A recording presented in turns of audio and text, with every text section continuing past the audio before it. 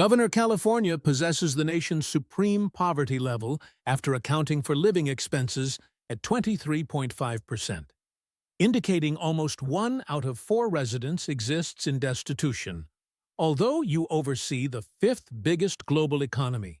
So how does this represent a triumph? Ben Shapiro's vocals sliced into Gavin Newsom's introductory remarks, resembling a blade passing through satin. The Fox News studio crowd, numbering 200 individuals, squeezed into the custom-built debate auditorium, fell completely quiet. This was not the manner in which these events typically commenced, as moderators usually posed inquiries while opponents awaited their specific turn. But Shapiro had recently disrupted Newsom's carefully practiced initial comments concerning California's unbelievable victory, using a data point that rendered that victory sounding like a defeat. Newsom hesitated in the middle of a phrase, causing his rehearsed grin to waver for merely a second. He was only 30 seconds deep into his starting declaration regarding California, guiding the country in novelty, variety, environmental efforts, and America's destiny, yet Shapiro had simply wrecked it using a statistic. "Well, Ben, I understand you departed California." Newsom attempted to shift toward the personal to focus on Shapiro, abandoning the region and painting him as the villain. "I departed since I was unable to purchase a residence on a 6-figure wage, whereas you reside in a $3.7 million estate funded by the public revenue. Let us discuss the reason a prosperous podcast presenter could not afford California, while a governor is able to dwell in opulence." The spectators shifted, as this situation was destined to be unique. Brett Baer, the Fox News arbiter seated betwixt them, endeavored to re-establish command, stating, "Gentlemen, we possess 90 minutes for this contest.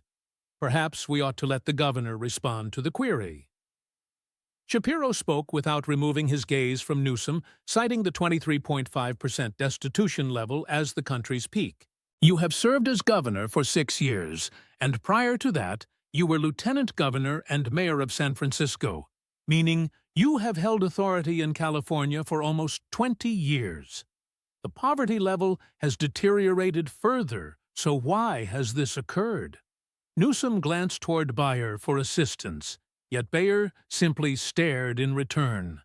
This was a disputation where inquiries were a valid territory, and Shapiro's query was supported by genuine data from the U.S. Census Bureau's supplemental poverty measure.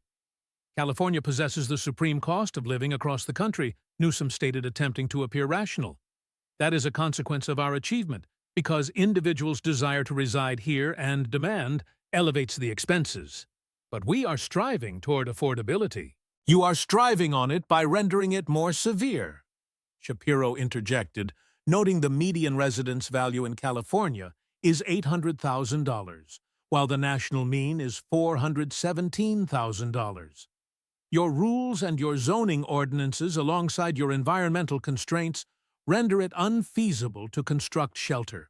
So costs rise and the middle class departs. You forfeited over 500,000 net inhabitants between 2020 and 2023. They are not departing because California is overly triumphant. They are departing because they are unable to afford residing there." Newsom's grin had entirely vanished now 45 seconds into the contest, and he was currently on the defensive. This was not intended to occur, as he was the eloquent governor possessing presidential aspirations. Shapiro was merely a rapid-speaking podcast presenter, and Newsom was expected to broadcast leadership, while Shapiro appeared as a hostile pundit. However, Shapiro possessed figures, specific figures, and the figures did not care regarding charisma. "We are constructing more housing than ever Newsom attempted. You are constructing luxury apartments costing $1 million. You are not building residences that educators and nurses and firefighters can purchase, which is why they are fleeing and why I departed. That is why we will utilize the subsequent 90 minutes discussing why California, despite possessing every natural benefit, like climate ports, farming, and tech, has become unaffordable for the middle class under your command." The crowd cheered, although not everyone, as it was a mixed gathering mandated by the debate contract, but sufficient that Newsom felt it. He had walked onto this platform assuming he could charm his path through and pivot to assaulting Trump and Republicans, making it regarding values and dreams. Shapiro was not going to permit him.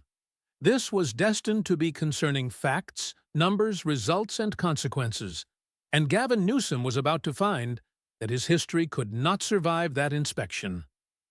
6 hours prior, Gavin Newsom sat within his private room at Fox News headquarters in New York, checking his notes one last time with his top staff.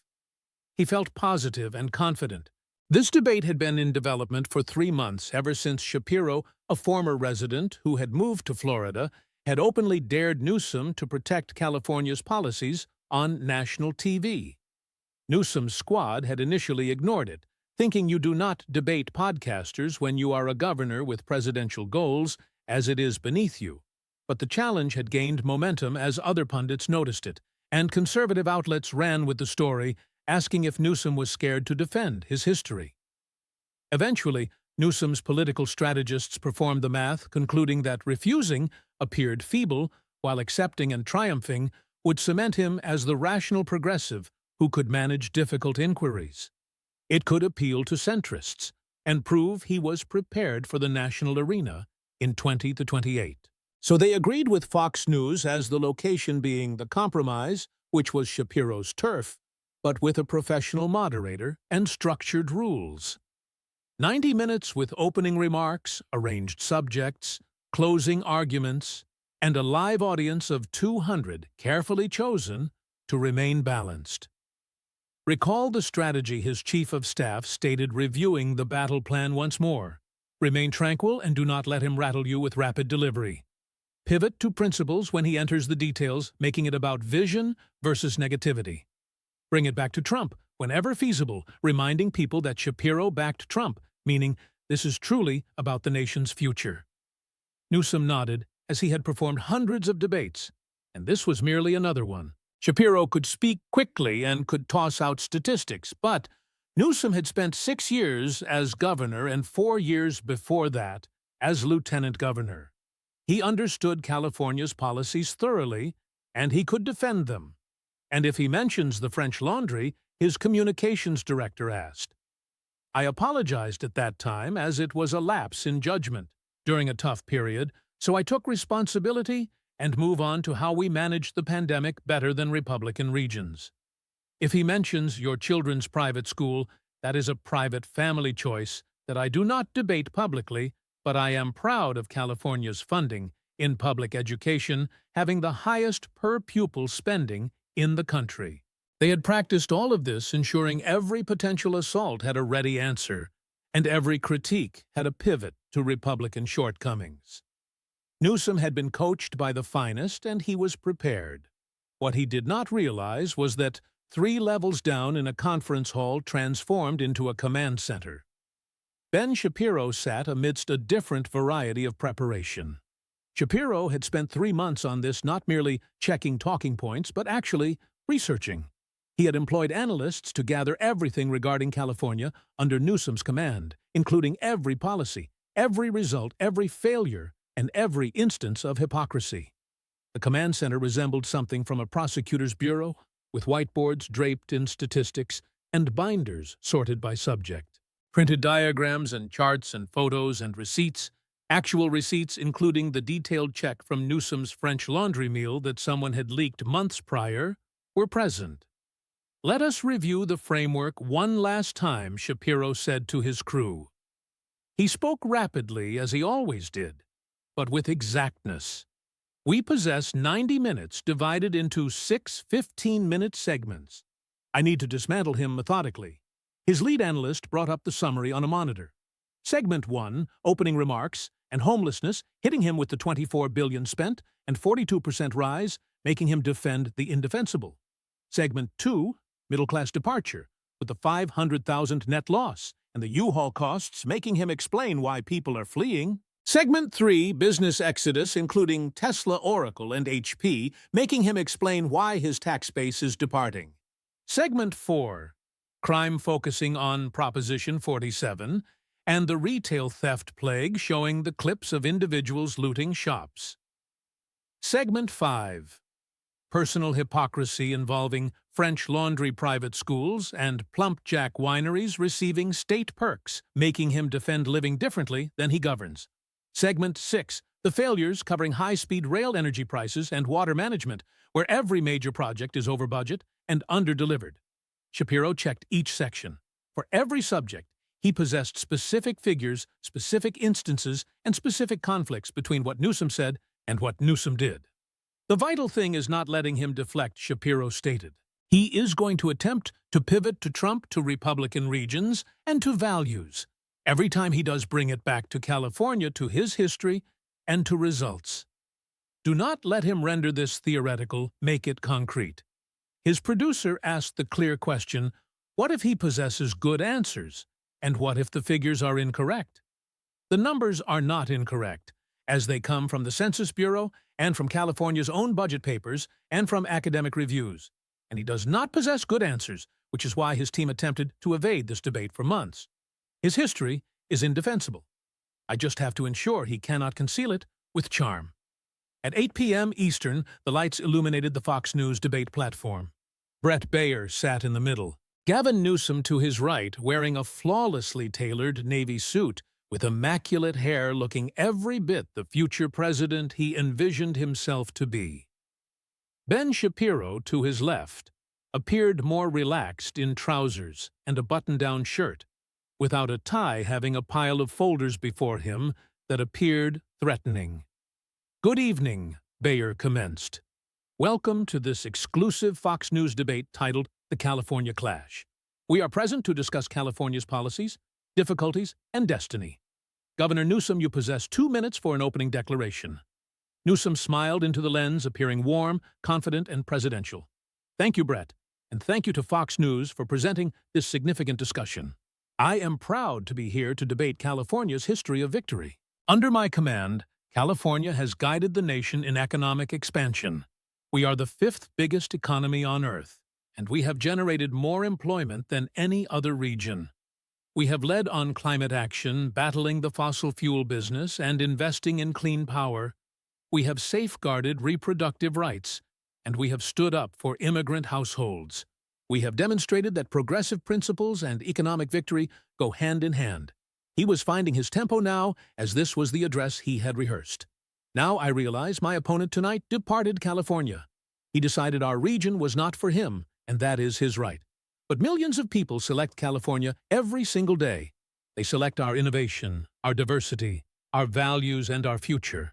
And while Ben critiques from the sidelines, I am performing the difficult labor of governing the biggest state in America, creating chances, protecting rights, and building a future where everyone. Governor California possesses the nation's supreme poverty level after accounting for living expenses at 23.5%. Shapiro's disruption hung in the atmosphere. Baier looked startled. Mr. Shapiro, the governor, possesses 2 minutes, and he is utilizing it to recite talking points rather than addressing reality. A 23.5% poverty level is the highest in the country, meaning nearly 1 in 4 Californians are living in poverty despite possessing the 5th largest economy. How represents that success? Baier attempted to sustain order, stating, "We will have time for rebuttals." "I will yield my opening statement," Shapiro stated. "I merely want the governor to answer a single question. If California is so triumphant, why do you possess the highest poverty rate in America?" The audience was captivated. This was not how debates typically proceeded. But Shapiro had estimated that interrupting Newsom's polished opening would throw him off balance, making him defensive from the onset. Newsom attempted to regain his smile. "Well, Ben, as I stated, you left California, so maybe you are not the finest judge. I departed because I was unable to afford to purchase a house on a 6-figure income. I was earning over $200,000 annually from my podcast and media labor, yet could not afford a decent residence in Los Angeles. I moved to Florida, bought a lovely home for half the cost pay, no state income tax, and have superior schools for my children. So, yes, I am very qualified to judge why the middle class is fleeing California. Answer the query regarding the 23.5% poverty rate." Newsom looked toward Baier again, but received no assistance. California possesses a high cost of living because we are desirable. People desire to live here.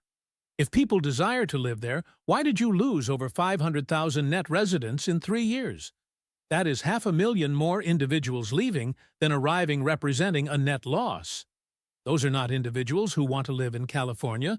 Those are people fleeing California. Some people departed during COVID, and they are not returning. The exodus commenced before COVID and hastened afterward. Your state lost population for the first time in history, not because of a pandemic, but because of your policies. Newsom attempted to pivot. If you look at Republican regions like Texas and Florida, they possess their own problems. We are not debating Texas. We are debating California, involving your state, your policies, and your outcomes, so defend them. Bayer jumped in, sensing this could spiral. Let us move to our first structured segment regarding homelessness.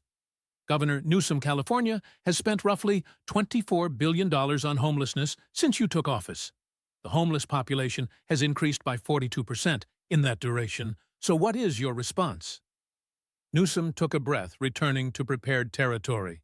Homelessness is a national crisis driven by housing costs, mental illness, and substance abuse. It is a California crisis. Shapiro interrupted again.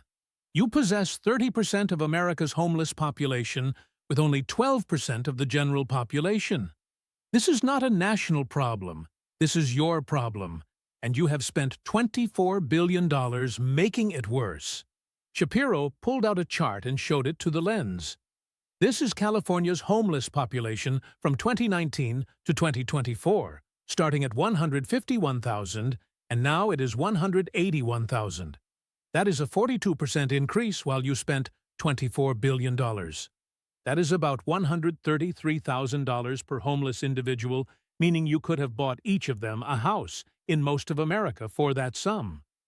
Newsom attempted to interject, claiming that is a mischaracterization of how the funding works. Where did the money go? I will tell you where it went, which is consultants. The city of Los Angeles paid a consultant $800,000 to study homelessness. Know what they produced, which was a 200-page report recommending more study.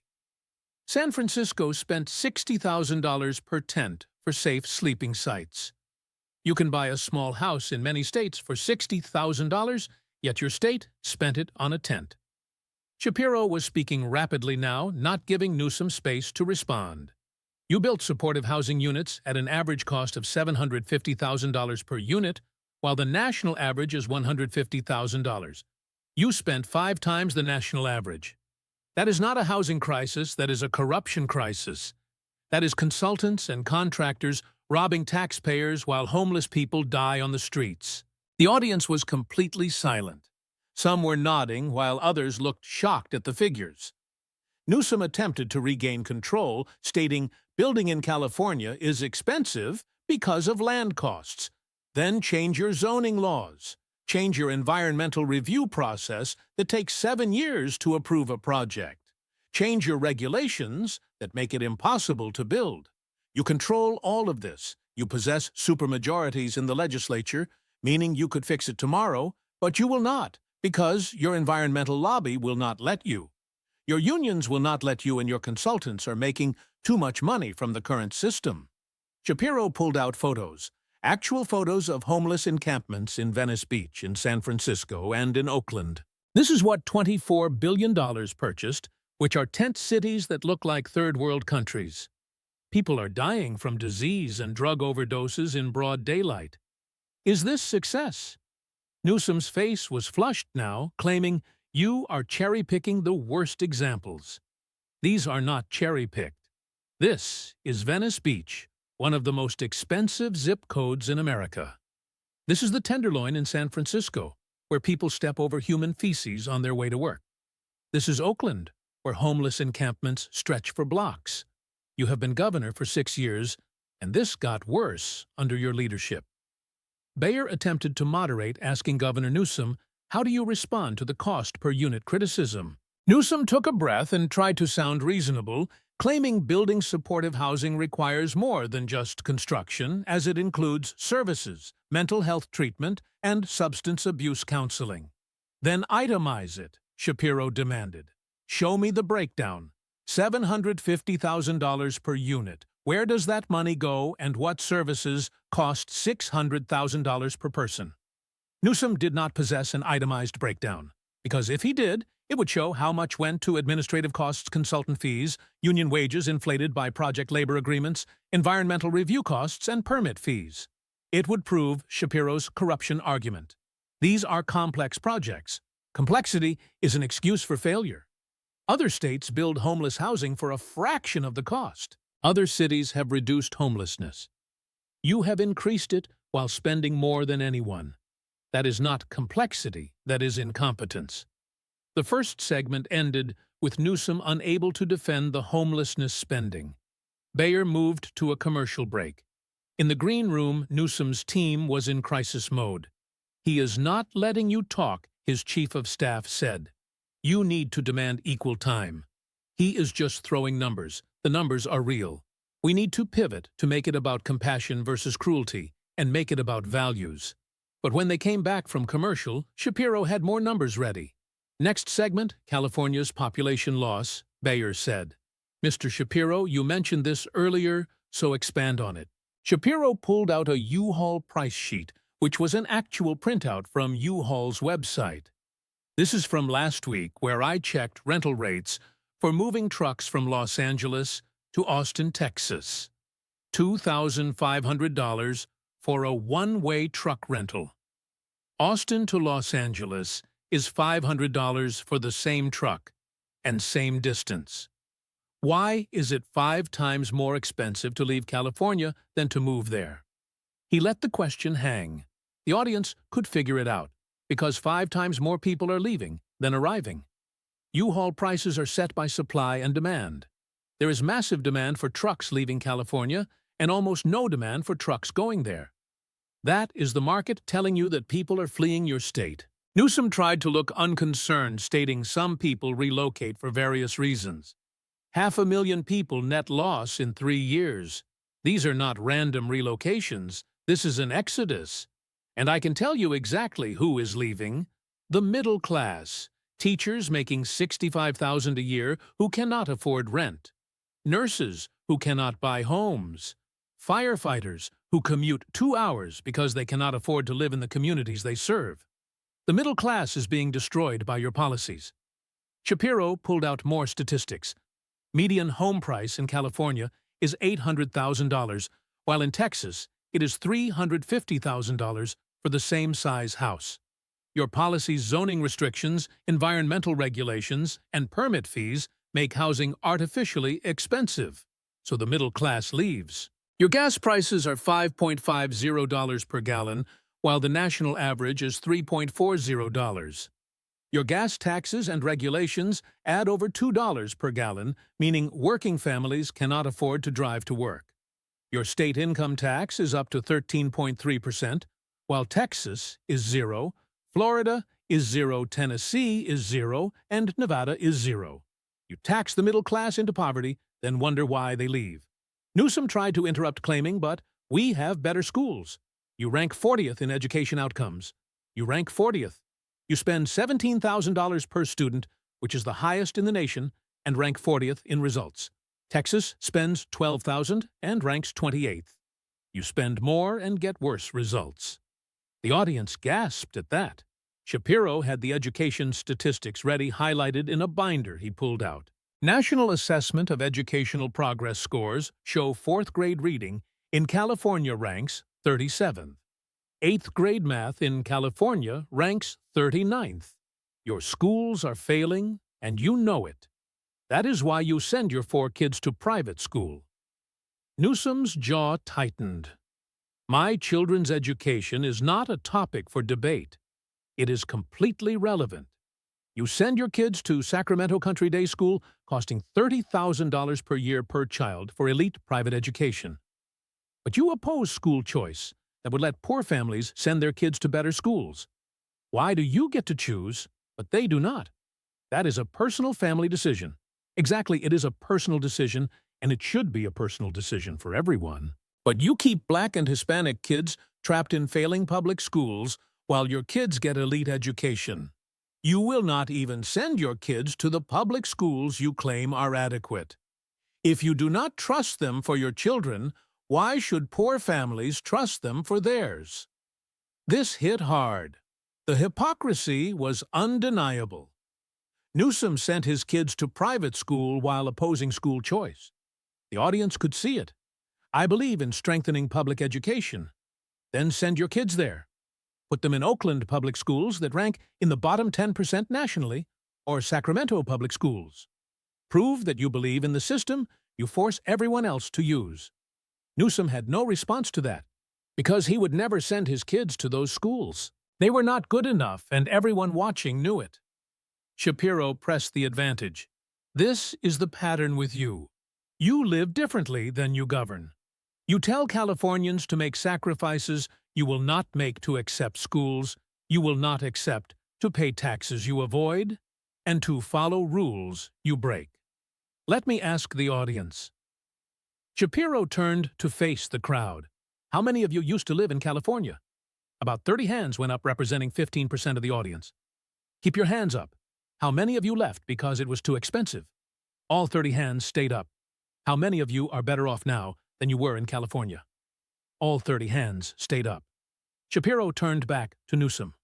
There is your answer. The people who left your state are better off. They have more money, better housing, lower taxes, and better quality of life. That is not success for California. That is failure. Newsom tried one more pivot, claiming, but we have incredible innovation. Let us talk about that technology companies that are leaving. Shapiro pulled out another list. Tesla moved headquarters from Palo Alto to Austin. Oracle moved from Silicon Valley to Austin. Hewlett-Packard, born in California, moved to Houston.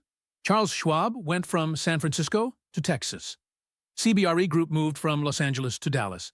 These are not small businesses. These are Fortune 500 companies. Your tax base and your job creators are leaving. Why? Newsom tried to minimize it, stating, we still have more Fortune 500 headquarters than any other state. You had more. You are losing them, and you are losing their tax revenue and jobs. Elon Musk, who built Tesla in California, moved the company to Texas. He did not move because of weather. He moved because of your policies, your regulations, your taxes, and your hostile business environment. Shapiro had the receipts, including actual quotes from CEOs, explaining why they left. Elon Musk, quote, California, has become complacent about its economic success, and it has taken it for granted. He is talking about you. Oracle CEO Larry Ellison said we were able to recruit better talent in Texas with lower cost of living. Translation, your state is so expensive, people will not move there for jobs. HP CEO Antonio Neri said, we need to be in an environment that allows us to operate efficiently. Translation, your regulations are strangling business. Newsom tried to defend, saying these are business decisions based on many factors. Yes, and all those factors point to California being a terrible place to do business.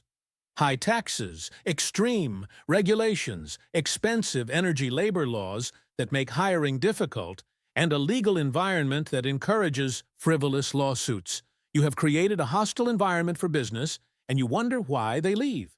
Shapiro pulled out economic growth statistics. California GDP growth was 2.1% last year. National average was 2.5%, while Texas was 4.3%, and Florida was 3.8%.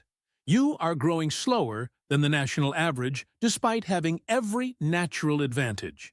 And your per capita income growth, meaning how much the average Californian's income grows, ranks 47th. You rank 47th out of 50 states.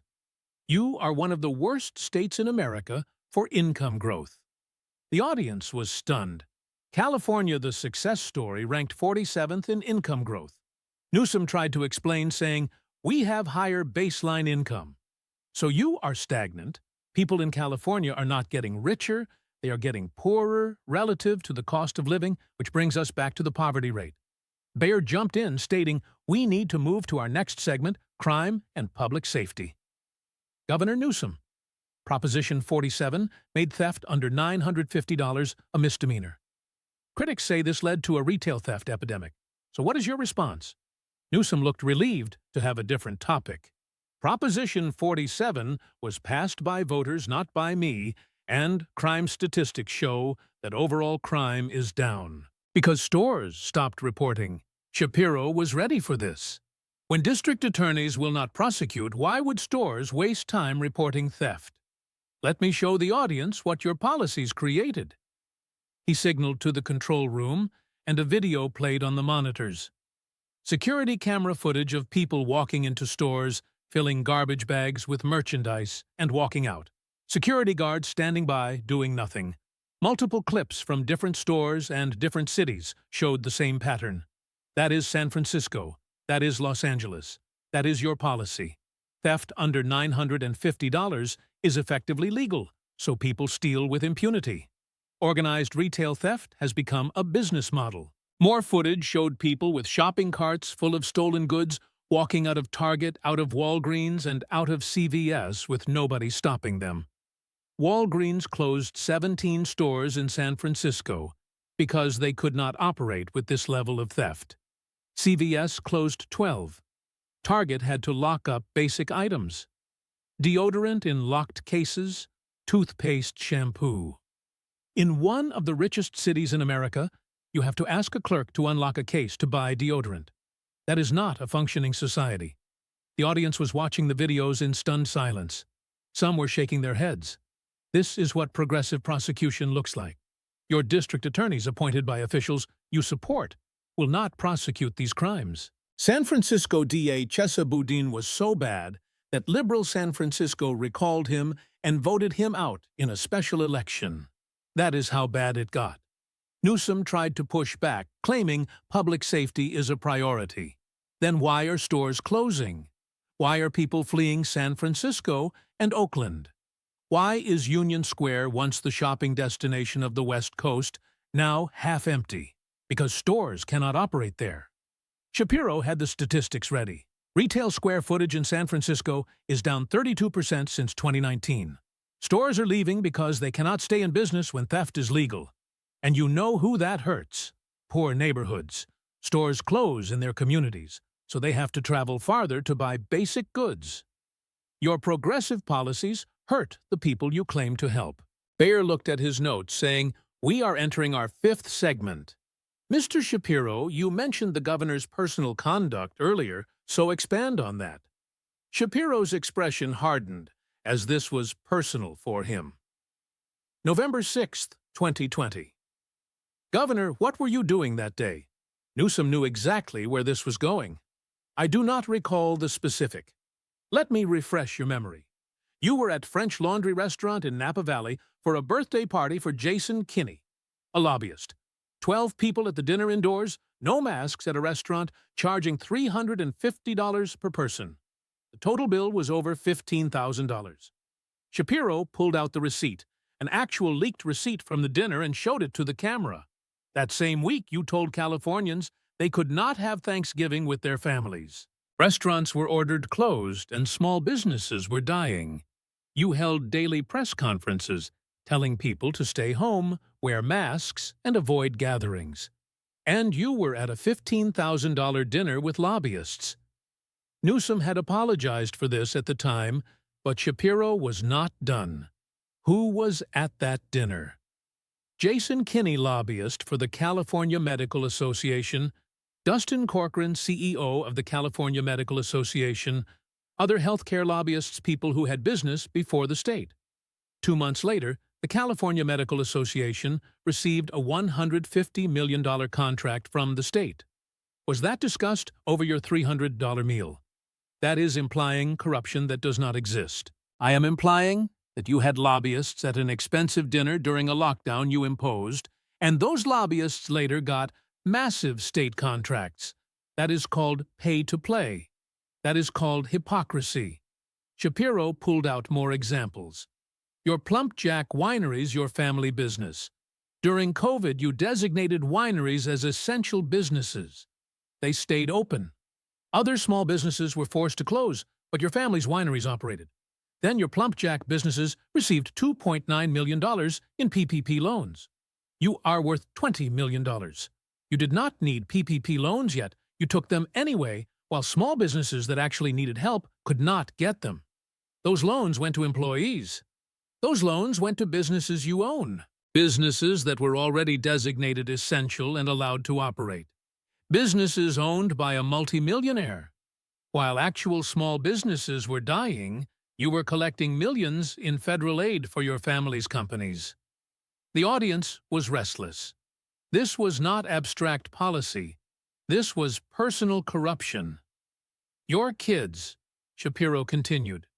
4 children all attending Sacramento Country Day School, costing $30,000 per year each. That is $120,000 in private school tuition annually. While you tell poor families in Oakland and Los Angeles that their public schools are adequate. While you oppose school choice, while you fight against charter schools. I support public education, you support it for other people's children, not for your own. You will not send your kids to the schools you force everyone else to accept. That is not supporting public education, that is elitism. That is rules for thee, but not for me. Shapiro was on a roll now. Let us talk about climate. You lecture about climate change. You have banned gas-powered cars by 2035. You push for electric vehicles, and then you tell people not to charge their electric cars during heat waves because the grid cannot handle it. You mandate a technology the grid cannot support. We are transitioning. You are failing. You have the highest electricity rates in the continental United States. You have rolling blackouts during heat waves. You shut down nuclear plants, and then wonder why you do not have enough power. And while you lecture Californians about reducing emissions, you fly on private jets. Your administration has taken dozens of private flights, each one producing more emissions than an average Californian produces in a year. But you get to fly private while telling workers they cannot afford gas for their cars. Every example landed, and every piece of hypocrisy was documented. Newsom living by different rules than he imposed on everyone else. Here is the pattern, Shapiro said, looking directly at the camera.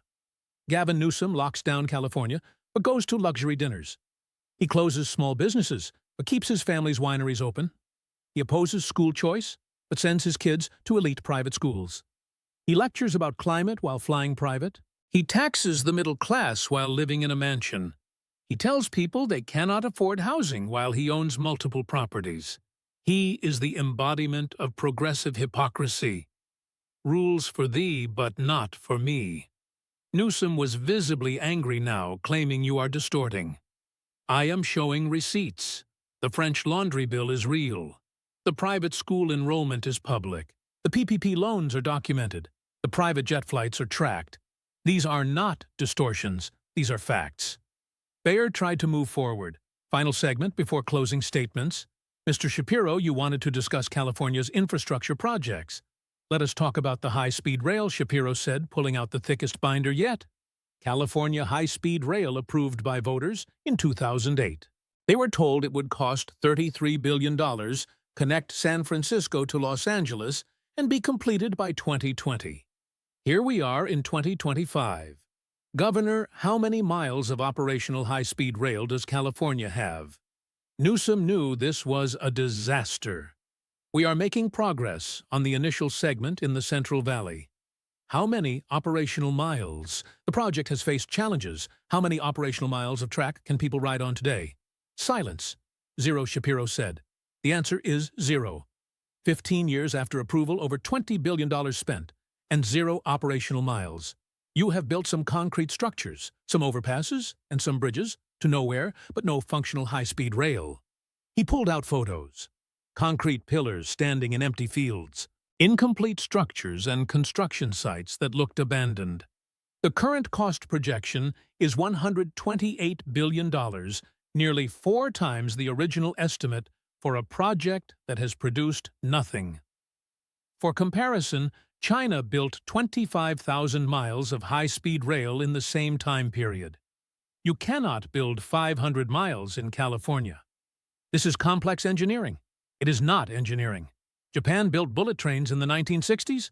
This is corruption bureaucracy and unions inflating costs. You are paying construction workers $150,000 a year to move dirt. The private sector could build this for 1/3 of the cost in half the time. Shapiro had the cost breakdowns. Your project labor agreements require union wages that are triple market rates. Your environmental review process takes 7 years. Your land acquisition costs are inflated because you announce routes before buying land, so property owners hold out for maximum prices. This is not a failure of engineering, it is a failure of governance. We are committed to completing. You have been committed for 15 years with 0 results. This is a $100 billion failure that exemplifies everything wrong with California government involving overpromising, overspending, and underdelivering. Bayer jumped in, stating, "We are running short on time, so let us move to closing statements." Governor Newsom, you have 2 minutes. Newsom took a breath, as he had been battered for 90 minutes. Time to try to recover with a strong close. Thank you, Brett. Look, I came here tonight knowing that Ben would throw statistics and attacks, because that is what he does. But governing is not about statistics. It is about values, and it is about vision. And California represents a vision of America's future. A diverse, inclusive, innovative future where we tackle climate change, where we protect rights, and where we build opportunity for everyone. He was finding his rhythm again, going back to the aspirational rhetoric. Yes, we have challenges, every state does. But we are not running away from them like Ben did. We are staying and fighting. Fighting for affordable housing, fighting for good schools, fighting for clean energy, and fighting for an America that looks like California. Diverse, dynamic, and forward-thinking. Ben can throw all the numbers he wants, but he is ignoring California's incredible success, including our innovation economy, our world-leading universities, and our cultural influence, our moral leadership on issues like climate and immigration and rights. We are not perfect, but we are building the future while other states cling to the past. So yes, I am proud of California, proud of what we have accomplished, and proud of what we represent. And I will continue fighting for a California and an America that lives up to our values. He sat back. It was a decent close, not great, but decent. Back to vision and values, away from the statistics that had destroyed him all night. Bayer turned to Shapiro. Mr. Shapiro, your closing statement. Shapiro did not need notes, as he had been building to this for 90 minutes. Governor Newsom just did what he has done all night, which is talked about values when he cannot defend outcomes. Talked about vision when the reality is disaster? Let me remind everyone what we have established tonight with facts, not rhetoric. California has the highest poverty rate in America at 23.5%. That is not a vision, that is failure. California spent $24 billion on homelessness and made it 42% worse. That is not fighting for people, that is incompetence. California lost over 500,000 residents, and the middle class is fleeing. That is not diversity and dynamism, that is exodus.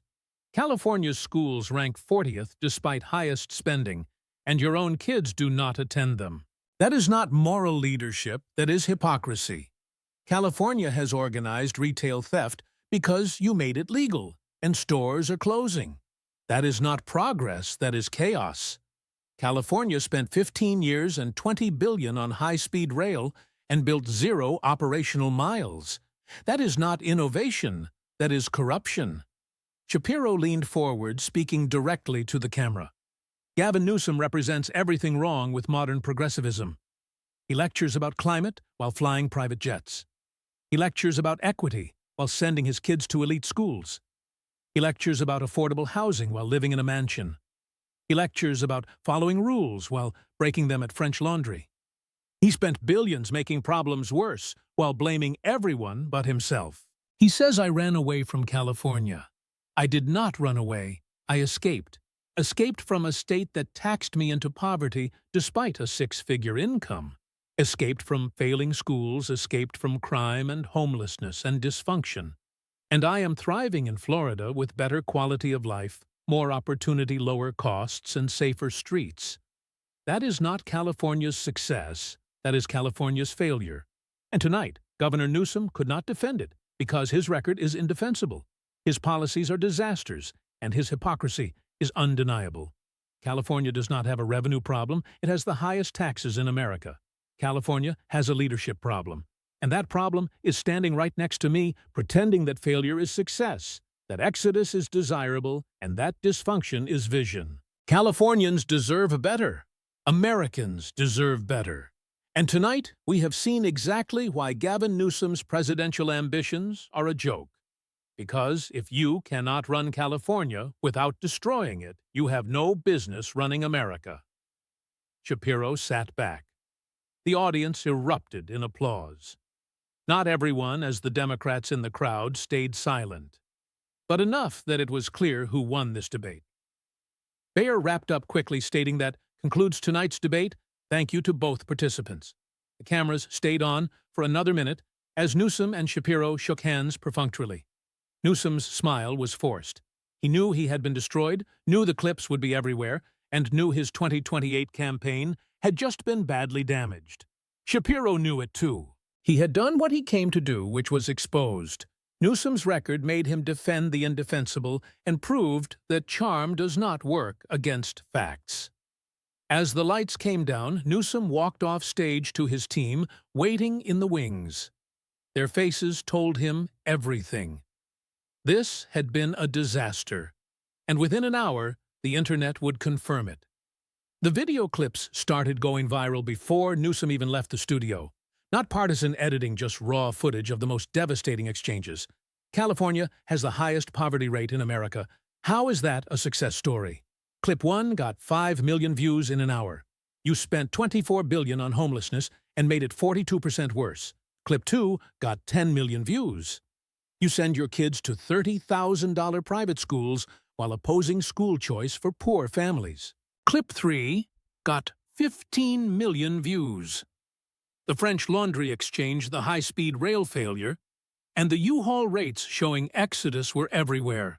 Every devastating moment captured and shared across every platform.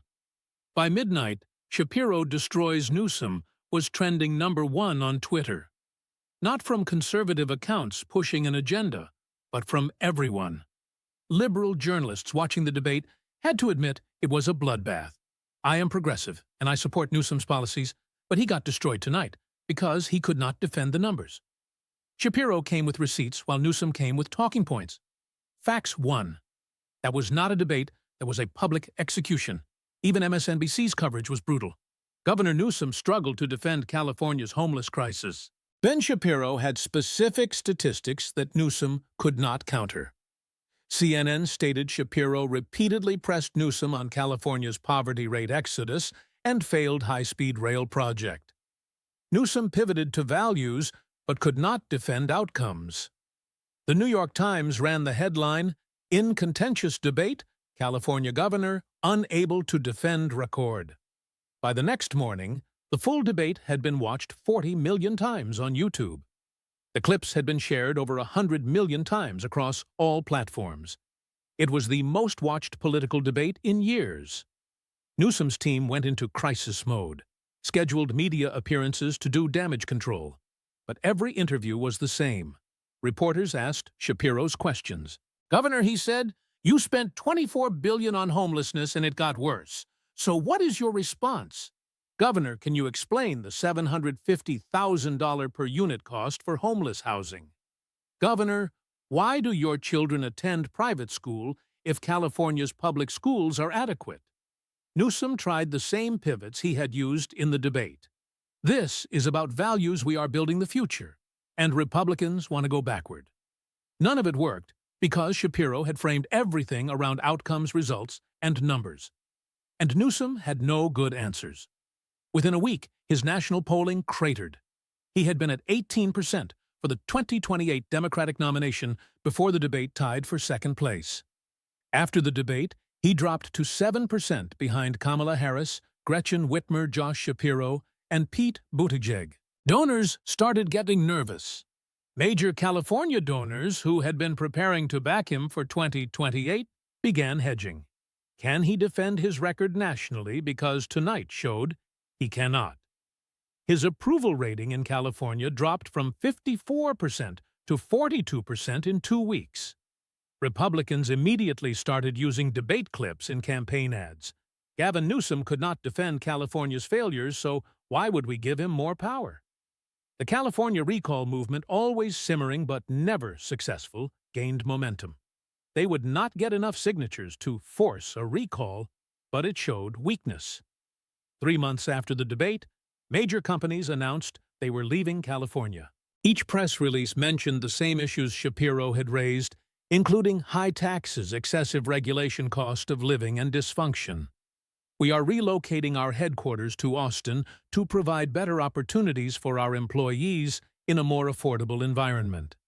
Translation: California is too expensive and dysfunctional. Each announcement was another validation of Shapiro's arguments, each one another blow to Newsom's credibility.